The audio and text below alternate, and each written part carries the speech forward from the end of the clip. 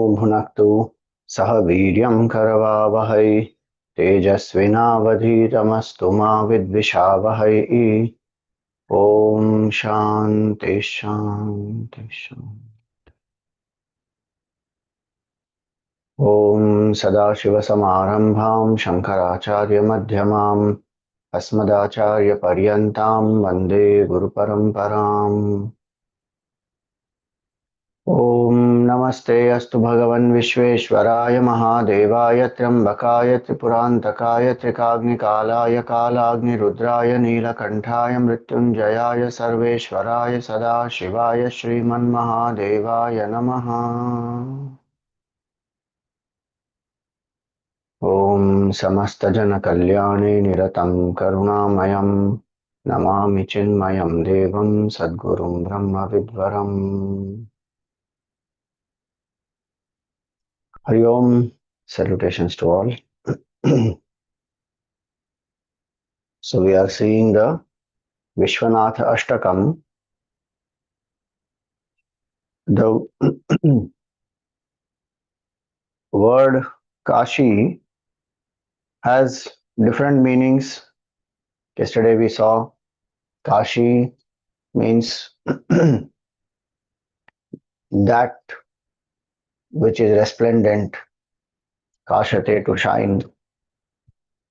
Now there is Kashi Rahasya, which also says Kashi, the name of the city, is also because of the tall grass of Kasha. Some people also opine Atharva Veda, the Dashakumara Charitam of Dandin, refers to the residents of the locality as Kashis. Some scholars, they say that Kashi is derived also from the name of a king called Kasha, who ruled in the 12th generation from Manu.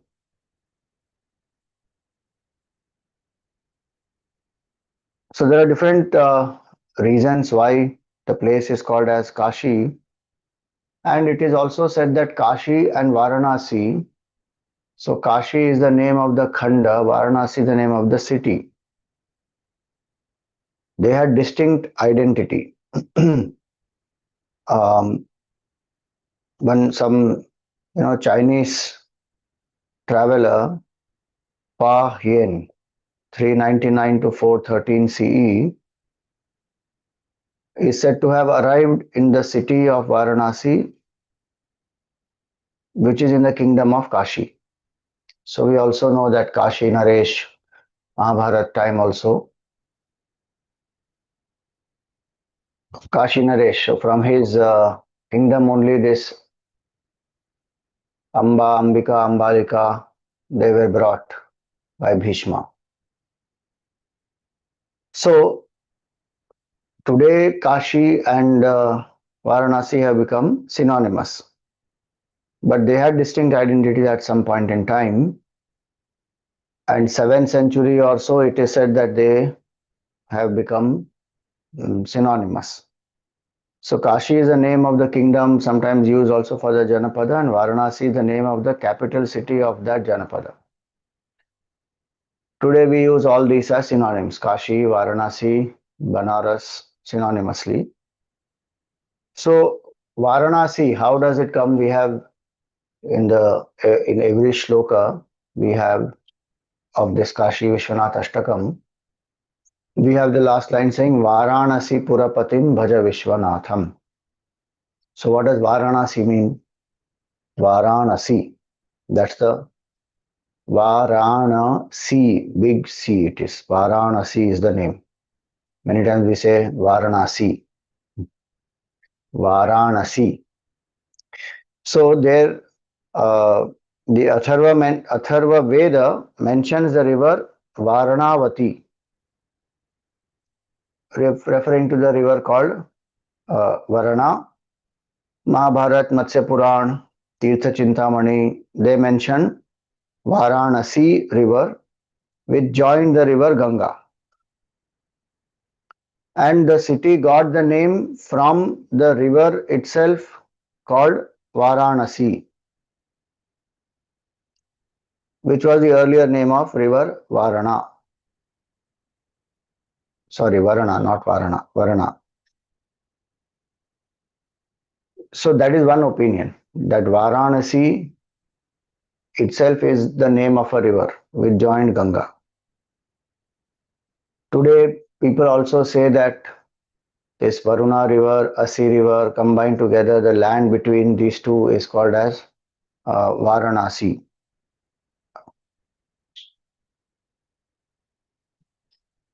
Because they say Varuna and Asi, so they made it Varanasi. Both these references are here, that how earlier it was called and how now it has become different. uh, so based on this, some of the scholars, the name is only based on the river itself, which is Varanasi. Sorry, Varanasi. I'm getting confused because both the spellings are there based on both the rivers. So Varanasi is the river, and based on that one river itself, it is called Varanasi.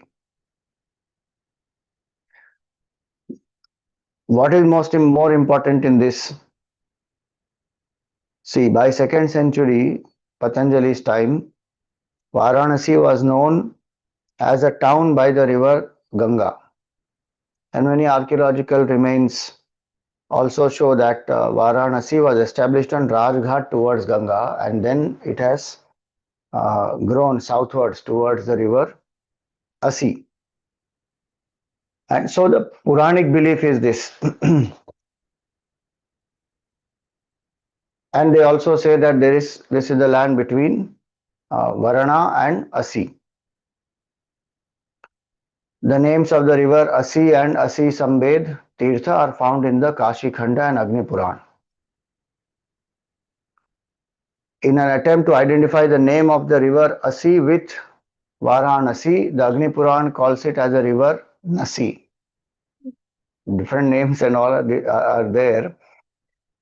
The important point only is this, that Bhagwan Kashi Vishwanath, so Bhagwan Vishweshwara came on the banks of this river.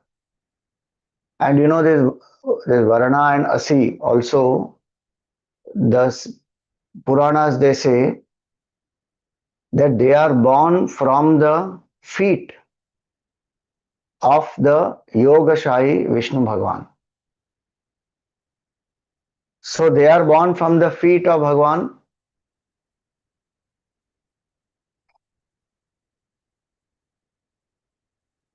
I don't remember exactly. Give me 1 minute, I will tell you.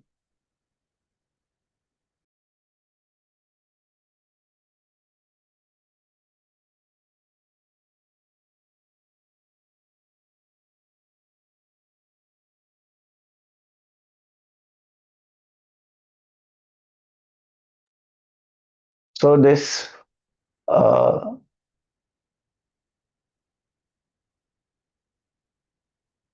Vamana Puran. Vaman Puran says that from the Yogashahi Vishnu Bhagwan's right leg springs this Varuna, and from the left leg springs Asi, and the land between them is Varanasi.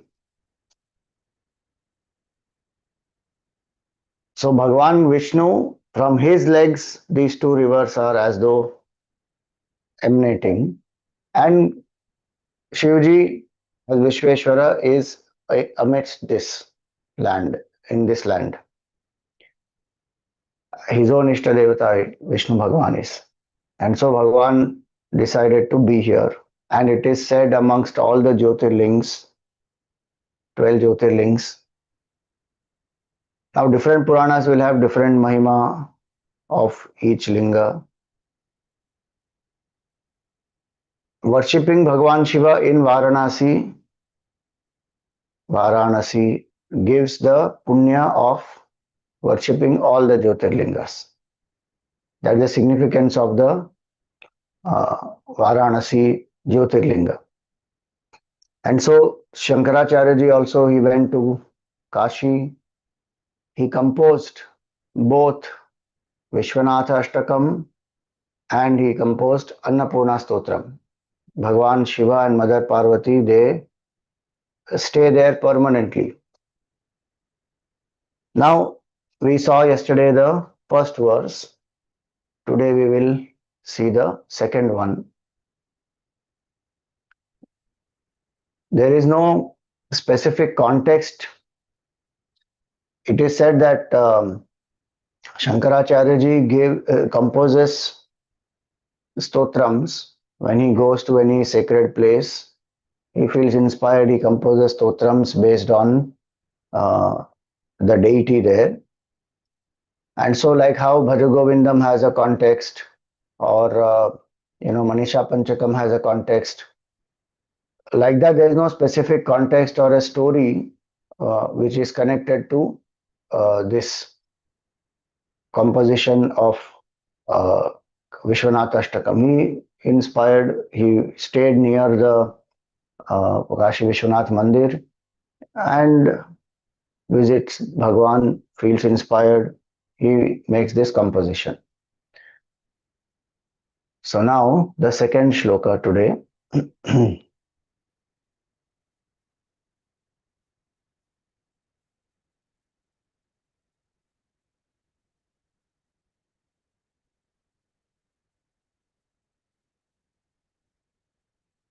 वाचामगोचरमनेकगुणस्वरूपम् वागीशविष्णुसुरसेवितपादपीठम् वामेन विग्रहवरेण कलत्रवन्तम् वाराणसीपुरपतिं भज विश्वनाथम्. So, worship the Lord of Varanasi, who is Vishwanath Bhagwan. Who is he? Vacham Agocharam, who cannot be grasped by the speech, who is beyond any description. Aneka Guna Swarupam, and who has many virtues, who is embodiment of so many virtues. Aneka Guna Swarupam. Vagisha Vishnu Sura Sevita Padapitham. Vagisha in this context means Brahmaji. Vagisha Vishnu Bhagwan. So Brahmaji, Vishnu Bhagwan, and all the devatas, they worship Bhagwan. They worship his lotus feet. Vagisha Vishnu Sura Sevita Padapitham. Vamena Vigraha Varena Kalatravantam. On his left side is Mother Parvati, and she is Bhagwan's spouse, Kalatravantam. Varanasi Purapatim Bhaja Vishwanatham. So this is a simple, beautiful shloka, but this also combines the first line, if you see, will combine the Sagun and the Nirgun aspect of Bhagwan. How? Vacham Agocharam. Bhagwan is one who is not describable by speech.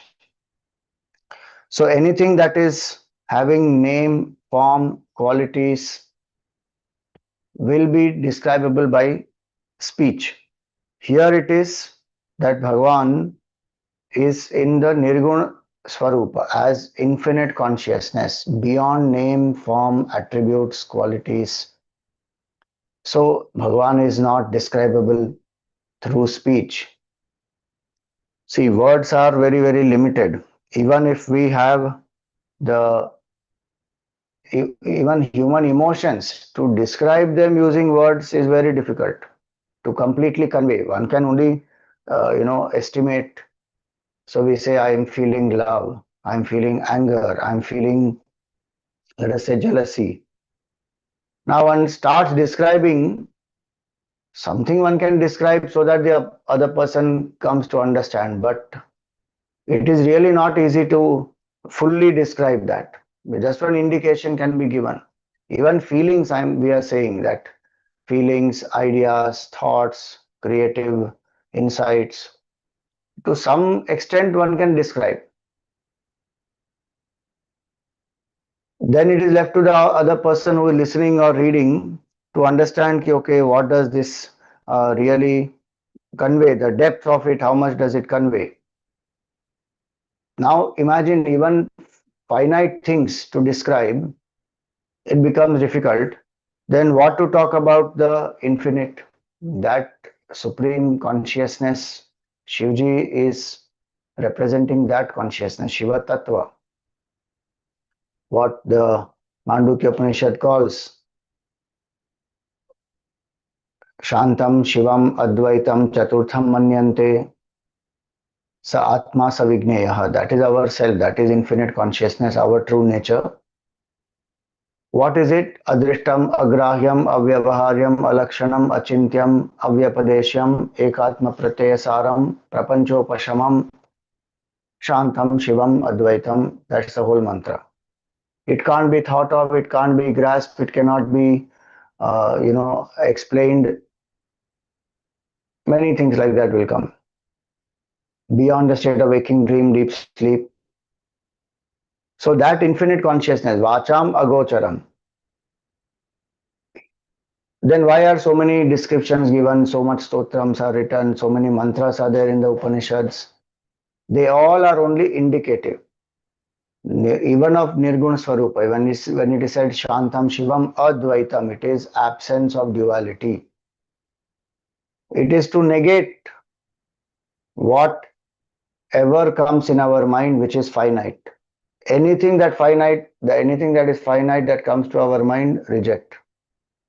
Because that is seen, that is drishya, that comes and goes. The drashta is the truth. And that drashta is consciousness, sakshi is consciousness. And that drashta is Shiva. Rishudhamasu yad bhogyam bhokta bhogascha yad bhave tebhyo vilakshana sakshi chinmatroham sada shivaha. That is what Upanishad says, Kaivalya Upanishad.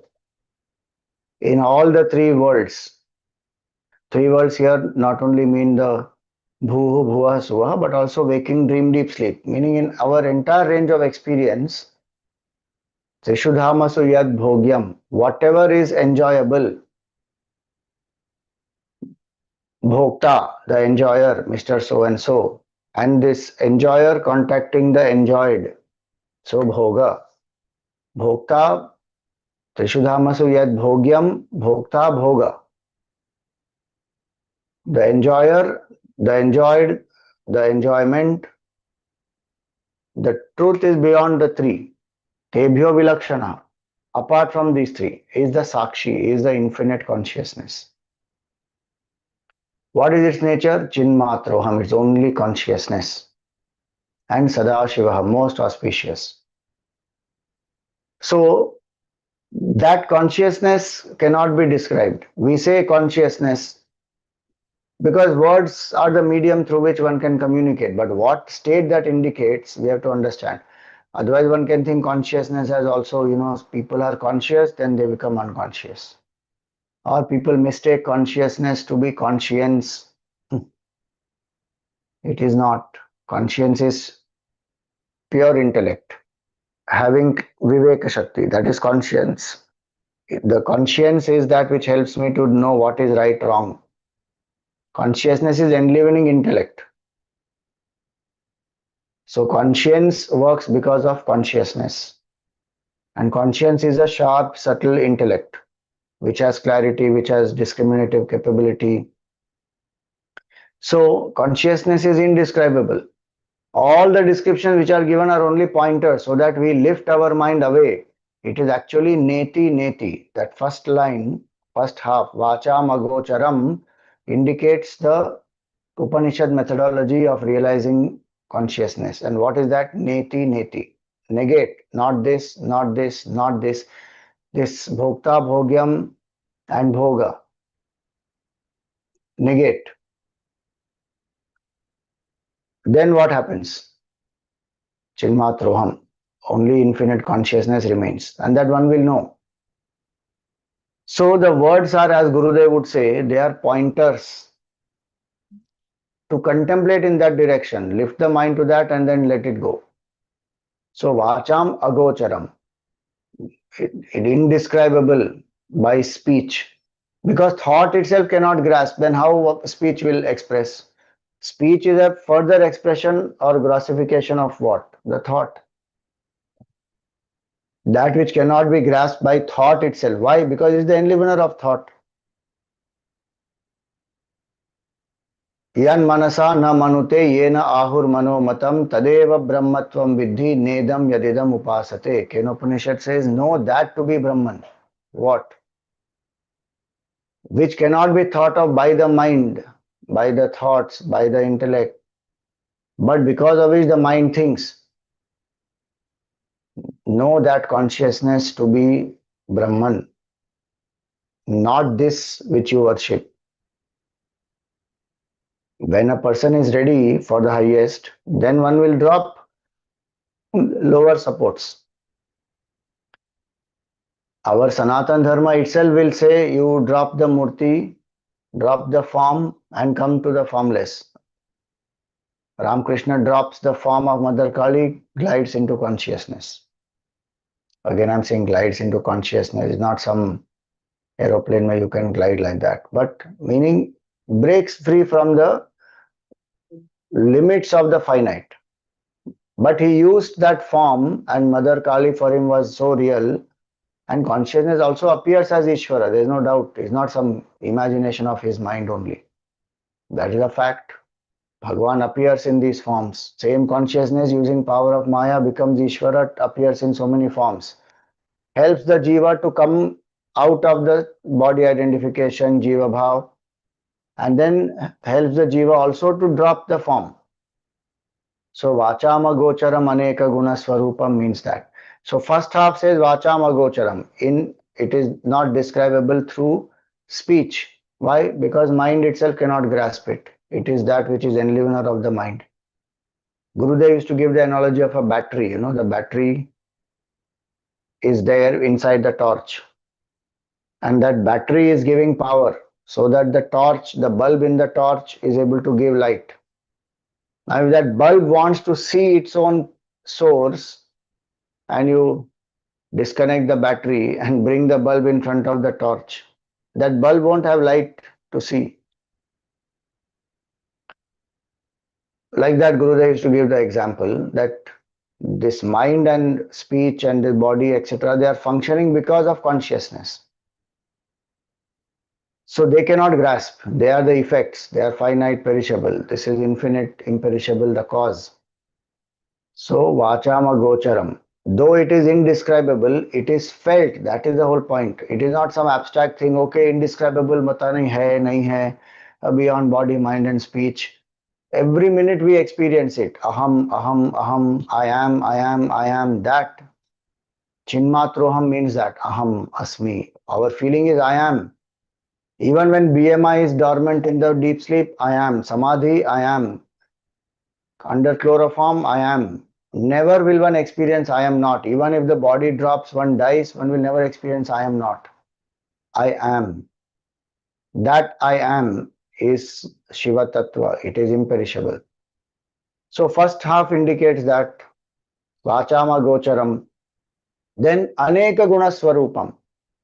Next half says Bhagavan Shiva is the embodiment of so many virtues.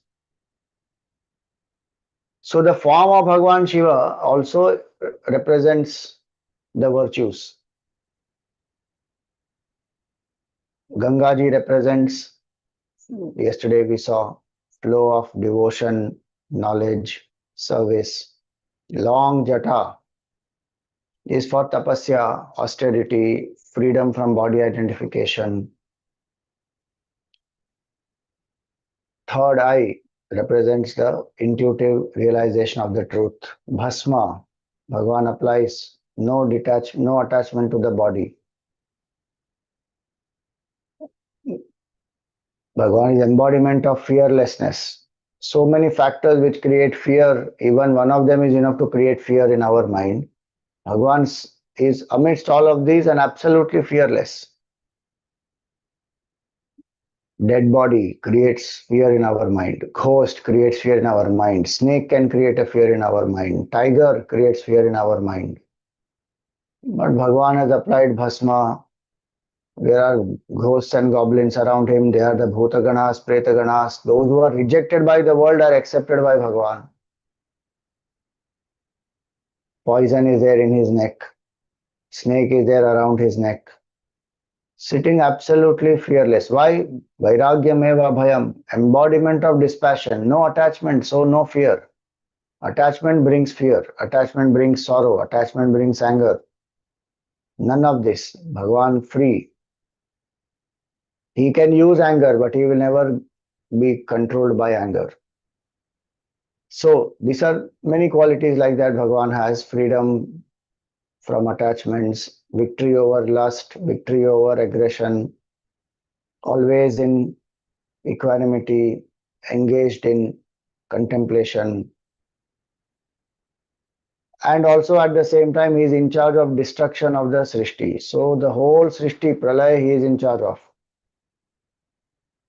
So that way, Aneka Guna Swarupam, many qualities Bhagavan has. And our purpose when we do the Dhyan of Bhagavan through the form is to internalize these qualities. The form, the color, they represent certain values. So Bhagavan is Karpura Gauram, red in color, white in color. And Karpura, white is a symbol of complete surrender also for the Jiva. Karpura represents surrender. And Bhagavan is Karpura Gauram. White in color, white is the color of purity, Brahman. Color of Brahman meaning we indicate Brahman through white light. That analogy, that one white light becomes seven.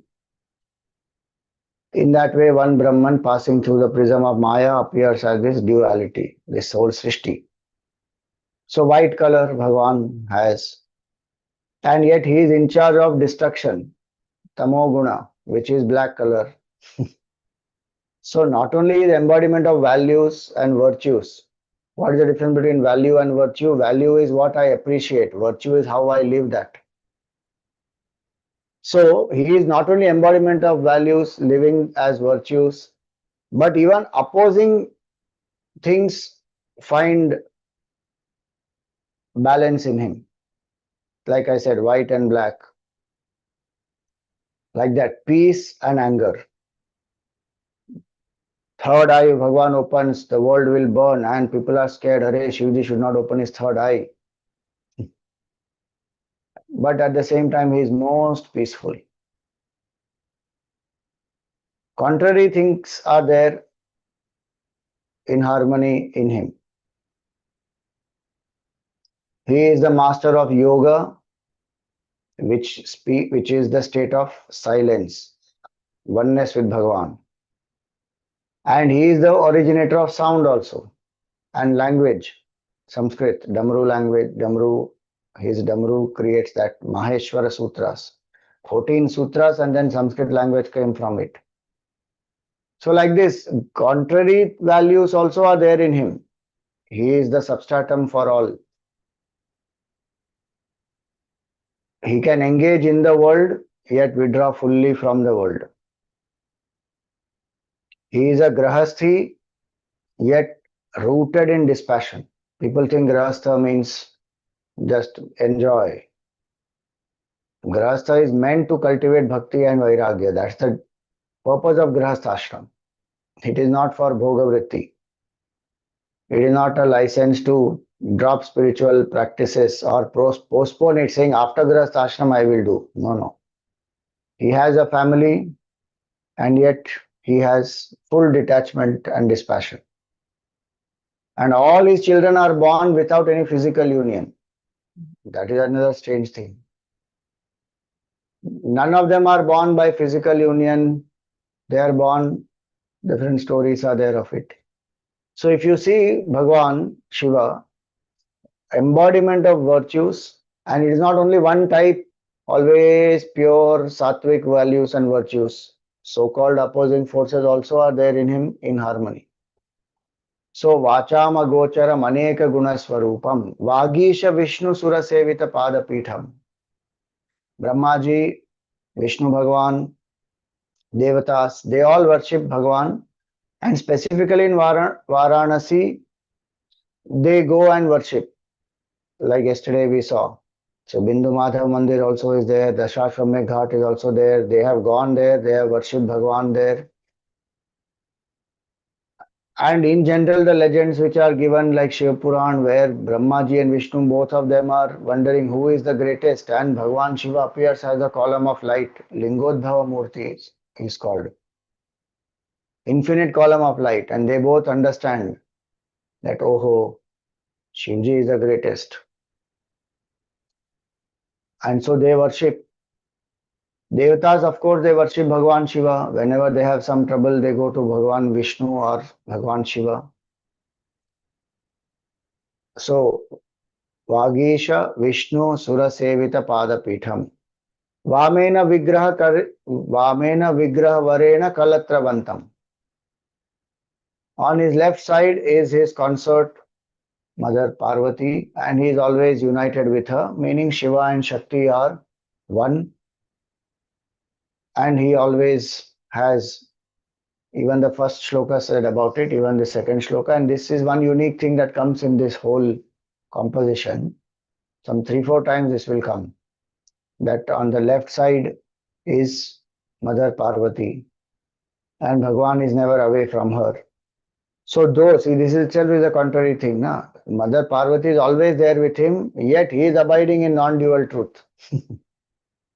He is Brahman, yet Maya is always there. Not to, don't again bring some gender bias in this or gender inequality in this, saying, okay, she is always there, but he doesn't care for her, he is absorbed in thinking of Brahman. No. He loves her, he has given one half of his body also to her. So this is the second verse. This great Bhagavan Vishwanath is whom we worship. So this is the second verse now. Today we will meditate.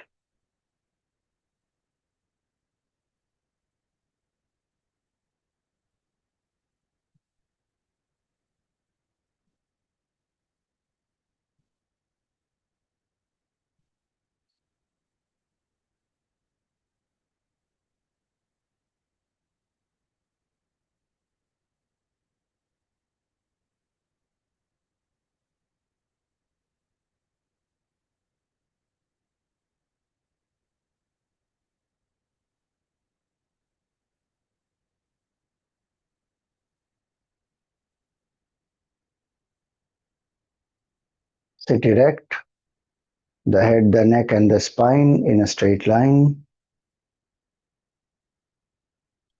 Close your eyes gently. Relax the shoulders. Let your hands be in your lap, palms facing the sky.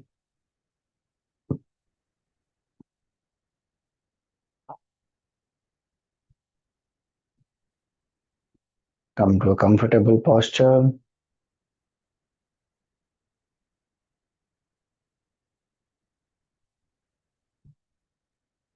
Without any strain in any part of the body.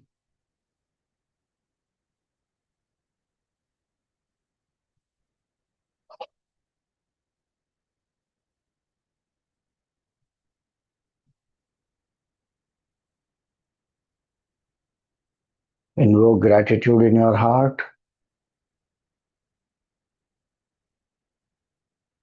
Thank Bhagwan for any 3 values that you are living in your life. 3 good values that you are blessed with.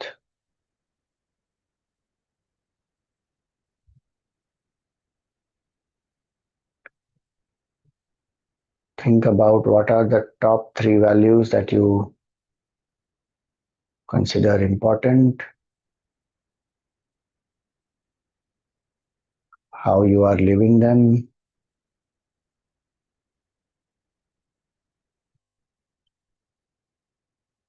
and thank Bhagwan for these three values.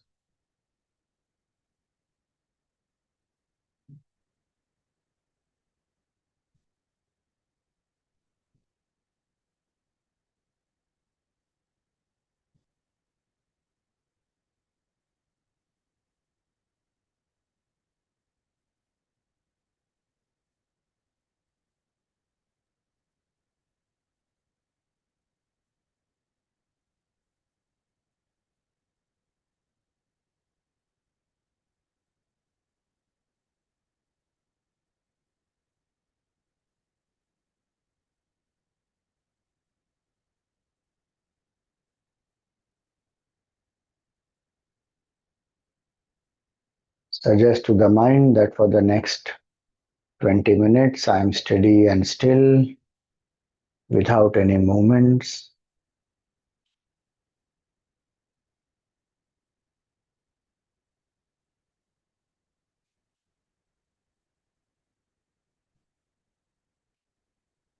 I am alert, awake, and quiet.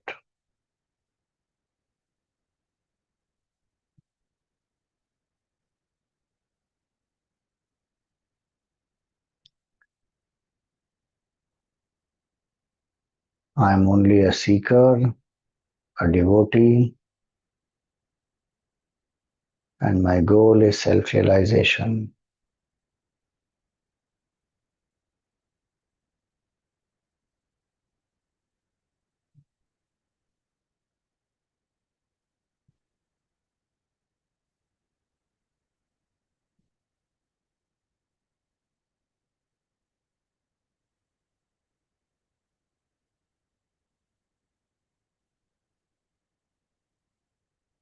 Relax the body with some simple deep breathing,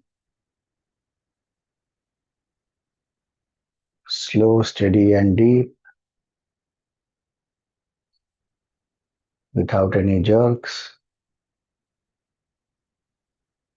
As we say, inhale, take a deep breath. Mentally, if you like, you can say she, and as you exhale, we say relax, you exhale. Mentally say va, and let go of any stress or strain in the body.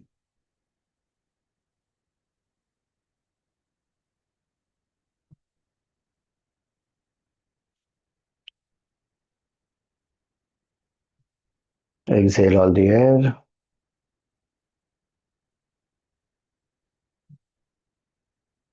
Inhale.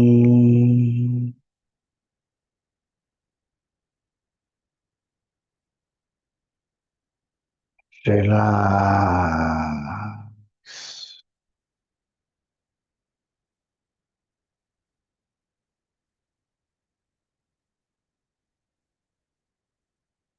Inhale.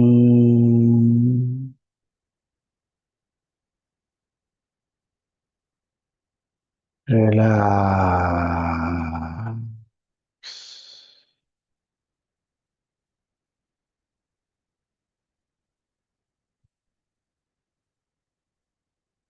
Inhale.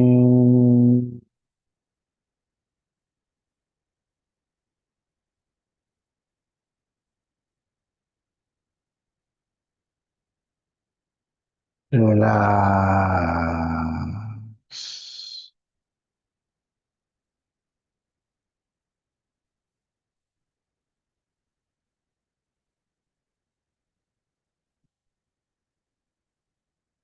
Inhale.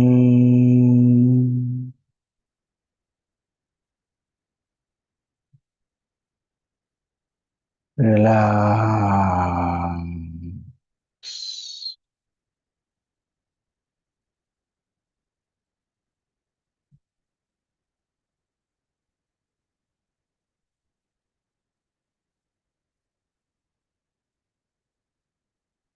Wow.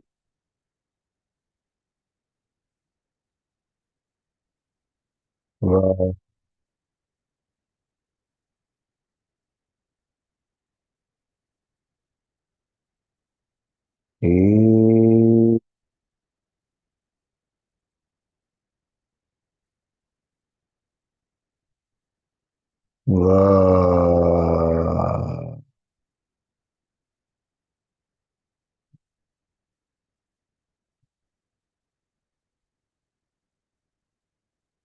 Continue to breathe at your own pace.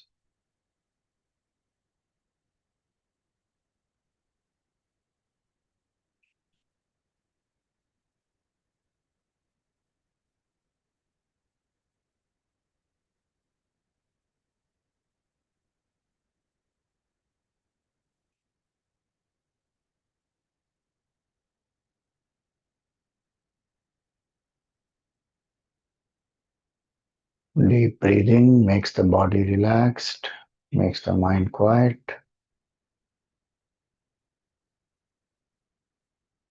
Ensure that your exhalation is longer than your inhalation.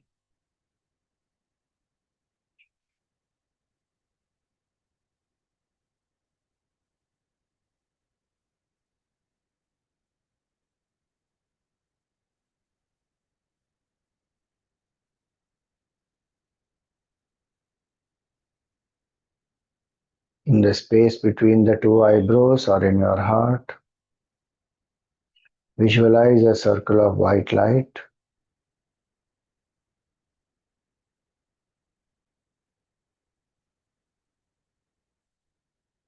Invoke the auspicious form of your Sadguru if you have one. If not, invoke the form of Bhagwan.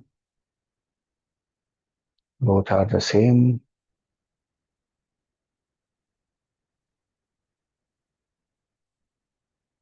With all devotion and gratitude, feel that you are in front of your Sadguru,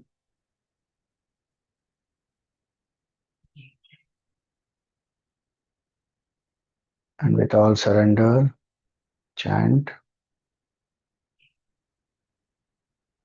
Tvameva Mata cha Pita Tvameva Tvameva Bandhuscha Sakha Tvameva Tvameva Vidya Dravinam Tvameva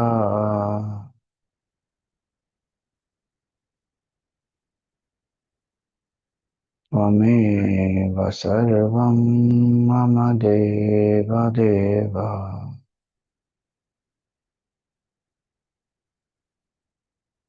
Tvameva Sarvam Gurudeva Deva.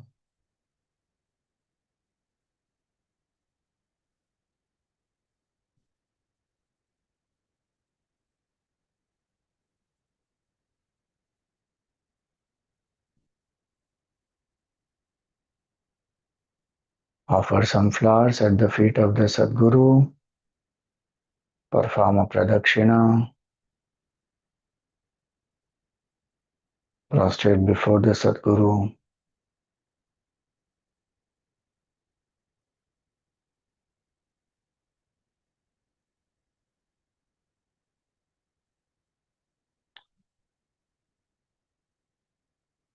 Repose the form of the Sadguru back into your heart.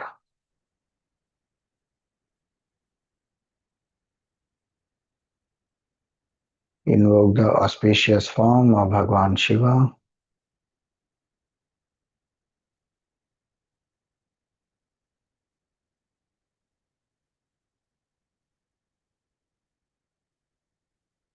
Bhagwan is sitting on a tiger skin. He is seated in Padmasana.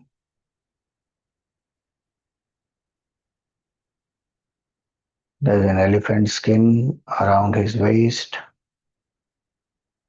tied with a red cloth,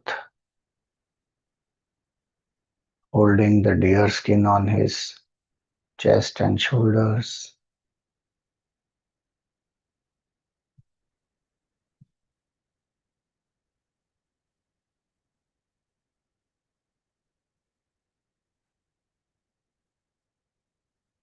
Bhagavan has a Janevu from his left shoulder to the right waist. There are different Rudrakshamalas around his neck, on his chest, up to the navel.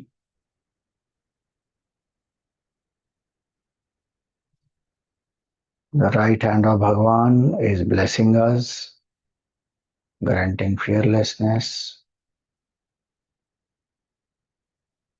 Left hand is on his left knee.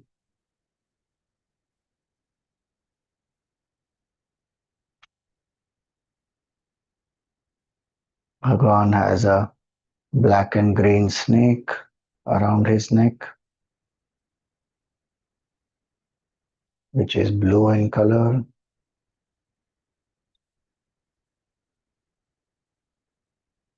There are earrings in the earlobes of Bhagavan.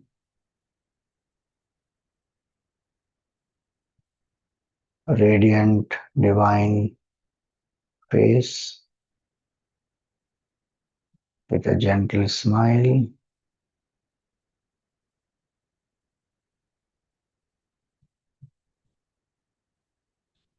Bhagavan's two eyes are partially closed.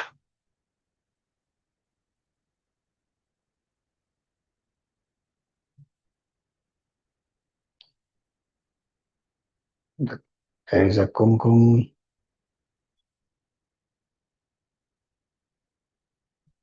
dot just below the third eye. Bhasma is applied by Bhagavan on his forehead.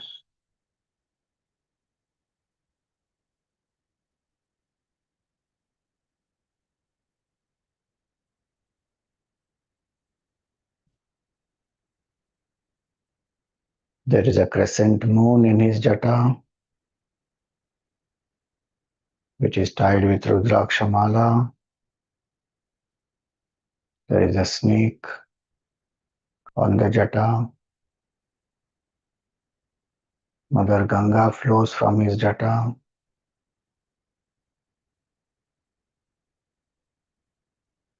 And there's a bilva leaf on the jata.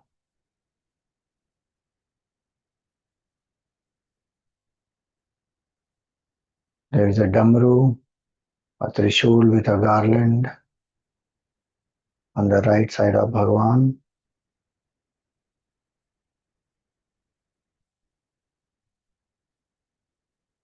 This is the most auspicious form of Bhagavan Shiva.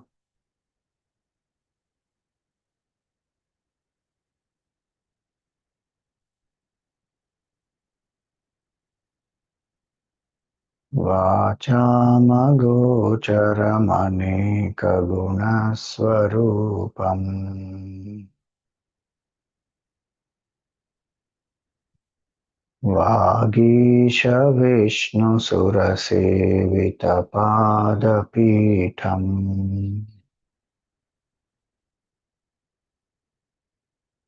Women विग्रहवरेण कलत्रवन्तम्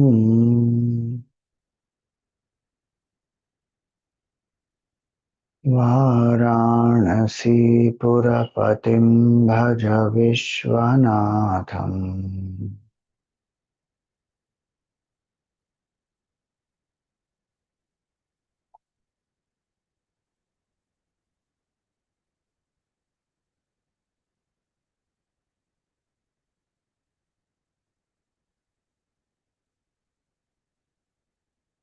Mind worship Bhagavan Vishwanath, who is the Lord of Varanasi.